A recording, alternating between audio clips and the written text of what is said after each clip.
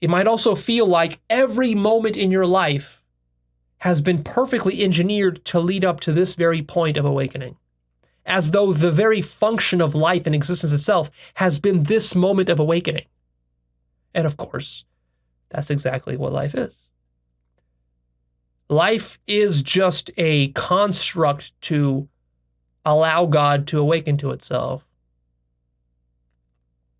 So that time that you were a kid back at elementary school and your parents bought you an ice cream cone and you licked that ice cream cone and then it fell to the ground and then you started crying. You remember that time and you realize, of course, that was just a stepping stone to my awakening right now.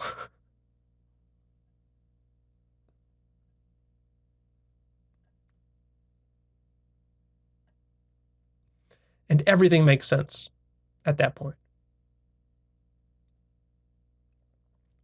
And then if you crank that knob a little bit further, you realize what you really are, what God really is infinity.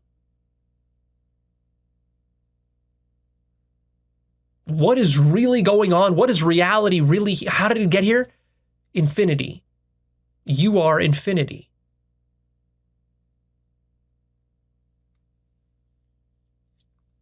Pure infinite consciousness.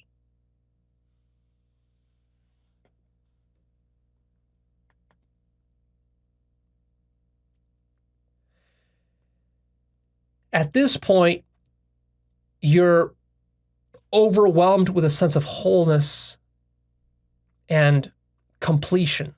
You feel totally complete. You feel totally at one with yourself. You're completely satisfied, a satisfaction beyond anything a human can imagine. You're totally complete forever. You are infinity. You're everything. You're everything that could possibly exist. You're total, you're complete, you're absolute. And this generates the deepest sense of peace that you can possibly imagine. Just a profound sense of tranquility hits you. And you realize to yourself that this is the greatest thing ever. There can't be anything greater in the universe than this.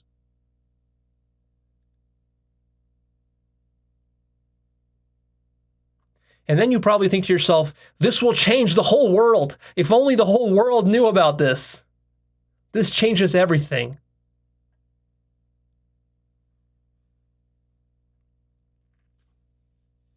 You might also be tempted to go inwards and to kind of define what you really are. Like, but what am I? You still aren't clear about what you are.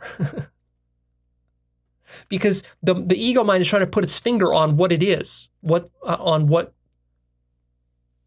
God is, and it can't. Everything the ego points its finger at isn't it.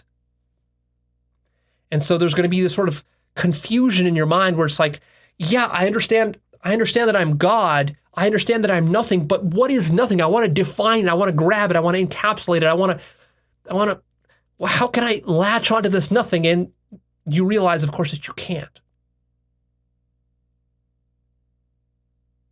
It's undefinable, literally. Infinity is undefinable, ungraspable. It can't grasp itself. It's slippery. And that slipperiness is its very essence. And that's why you struggled so much to grasp it, because you can't grasp it. Even God can't grasp itself. It's a mystery unto itself. And then you fully realize the mystery of what you are, the mystery of infinity, the mystery of God. This is a profound existential mystery that leaves you in awe and wonder. And yet you're absolutely conscious of its mystery. That it is a mystery. It's an eternal mystery unto itself. That's just the nature of infinity. You also realize that it's utter perfection. It's absolutely perfect. It's heaven. You are in heaven at this point. And you realize infinite beauty. It's infinitely beautiful. You are infinitely beautiful. You realize for the first time in your life your own infinite beauty and your own perfection, which melts away all of your self-judgments and hatreds and criticisms and lack of love. For the first time in your life, you appreciate how beautiful you are and you fully accept yourself.